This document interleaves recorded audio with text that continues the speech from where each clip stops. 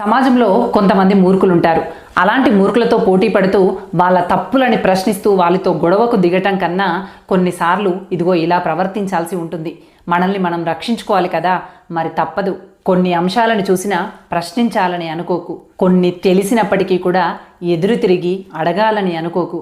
చెడుకి వీలైనంత దూరంగా ఉండు.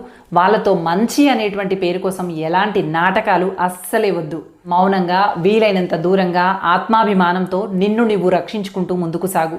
అంతేకాని నేనేదో ఉద్ధరిస్తాను అంటూ ముందుకు వెళ్ళావే అనుకో, కొన్ని సందర్భాలలో కొన్ని క్షణాలు నీవి కాకపోవచ్చు. అసలే ఇవి పాపపు రోజులు.